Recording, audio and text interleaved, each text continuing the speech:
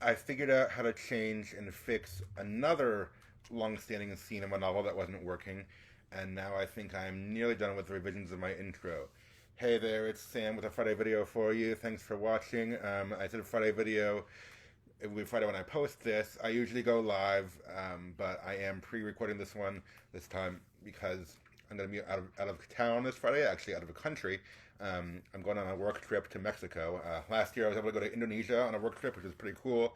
Mexico is not so far away, especially because I live in Texas, so I'll only be there about a week, but it'll be a fun time, and I might be, not sure yet, might be able to share some of what I see when I get back. I am a writer for a nonprofit by my work.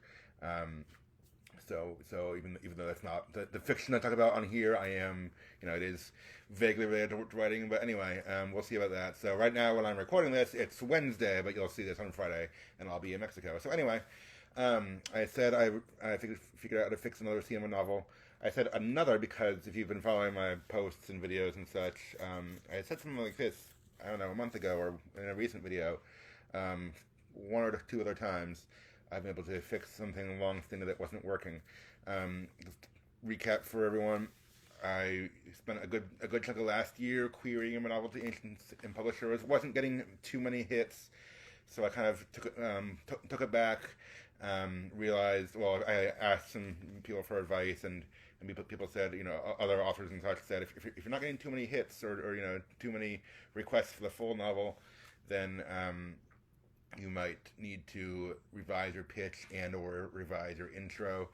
So I've been working on revising my intro. It's taken a little longer than I've anticipated because I've been working on other writing projects too. I'm doing a project for my church and stuff like that. But anyway, I think I'm almost done with this revising intro. I'm hoping maybe next month in August sometime to start querying again because I've been out of that game for a while and I'm not getting any younger, so I've found some extra places, some other places I want to query to again once I'm ready to, so I just added them to my list.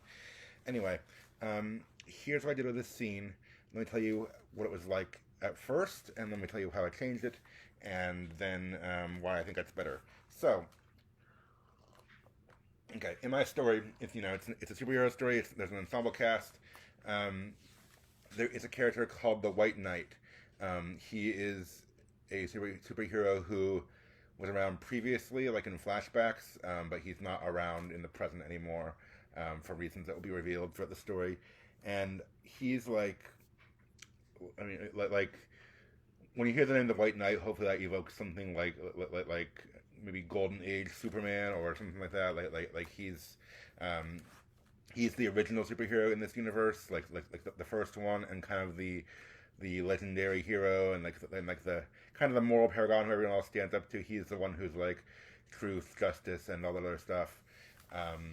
Whereas some of the characters are more ambiguous, some are a little darker or whatever, or more flawed. The White Knight is like the archetype, the archetypal hero kind of.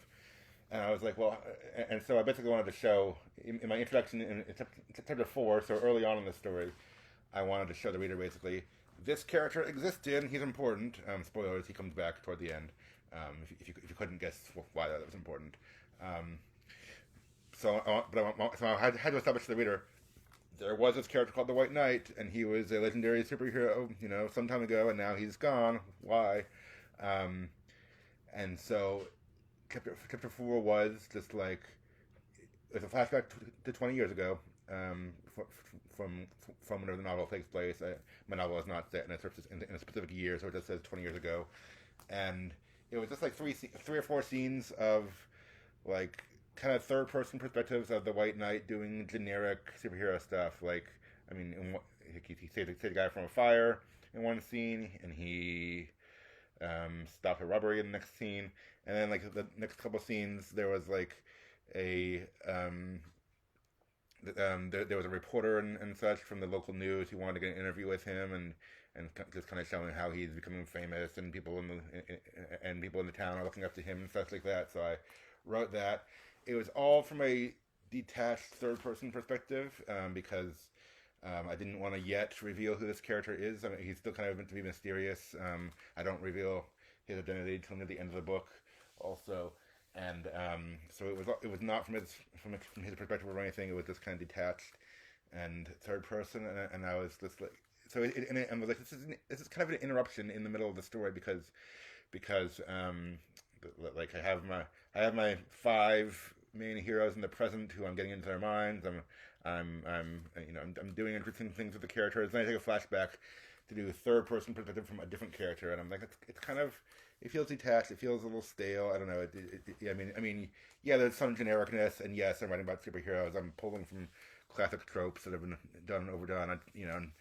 I'm not saying my novel is completely original, of course, because nothing is. But I mean, this is a little more generic than I wanted it, and I was like, there's got to be a way to do this better, to either shorten this chapter or just revise it or something, so it hits better. And I think he figured it out. So there's a character. Um, Again, I have an ensemble cast, but if you had to pick a main character, it's Miracle, aka Robbie. He's the male MC, and there's also a female MC. Um, and he's a struggling superhero. I mean, he's meant to be he's like the everyman character. He's like, if the White Knight is Superman, Robbie's more like Spider Man. He's more like the youngish, relatable hero who still messes up sometimes and doesn't have it all together and stuff like that. And but he idolizes the White Knight. He looks up to the White Knight. He's like, man, I wish I could be more like that guy. I wish I could be that kind of superhero. And actually, basically, the last scene before my flashback chapter, I had it say and ended on saying, Robbie still wish he could be more like the White Knight, and then transition. And I was like, maybe I rewrite this chapter not from a detached third person perspective, but from the perspective of a character who idolizes the White Knight. So I rewrote it still 20 years ago, but it's from Robbie's perspective. And so he's in the present, he's 30, so in this scene he's like 10. And like basically it's like he sees the White Knight on TV, and his grandma who he lives with is like, that's not real, or like she's he's a first superhero, so of course she's skeptical. She's like, turn that off and come eat dinner and stuff like that. And then in the next scene, there is a fire at Robbie's trailer park where he lives. He's meant to come from a very poor background, and so he gets home. He gets home from school. There's a fire. His grandma's in trouble, and who would save her but the White Knight? And Robbie sees that, and obviously thinks that's amazing. And so in the next scene, which I've mostly finished with now, I incorporated a little bit from what I had from my original chapter, but in the final scene, it's like Robbie and his grandma are both watching the news together, trying to catch a glimpse of the White Knight, because now she believes too, because obviously she's seen him and been saved by him, so now she believes too. And when I had the interview originally in my early original chapter that had been in my draft for many years, I used some of that content for this story for this chapter too, but I'm filtering it through the perspective of other characters who are watching,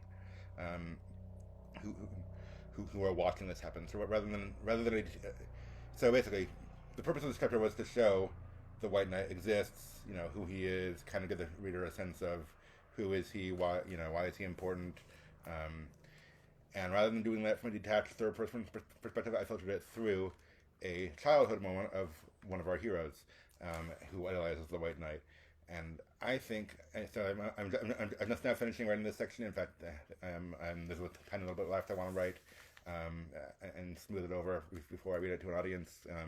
Then I want to read it to my writing group, who will meet in a couple of weeks. But so no one else has read the new version yet, but I think it'll be a lot better than the original version in just how it frames things and how it kind of just appeals to those emotions through the eyes of a character. So that's not my only recent video that's done this.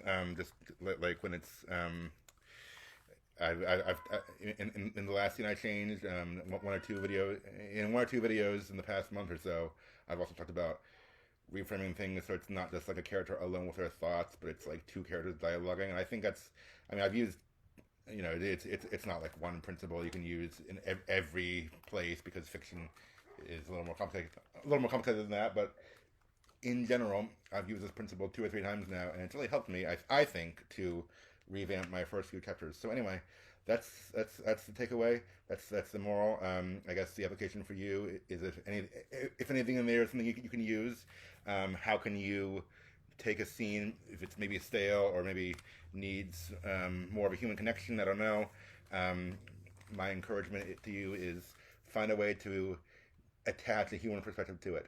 Show something through the eyes of a character rather than just the narrator commenting on it. Have characters talk to someone else, even if it's just like a throwaway character who's only in one scene. Have them like give them someone to talk to and someone to interact with, rather than just a narrator explaining their thoughts. Like these are all good ways that I'm finding, and I mean, obviously this isn't original to me. Other people have noted this before too, but all good ways that I'm finding to just make the story come alive, make the characters feel fresh and more realistic, and thus more endearing to your readers as well. So I hope that helps. I think it's helping me. Again, I haven't read this new scene to anyone yet, but I think it's helping.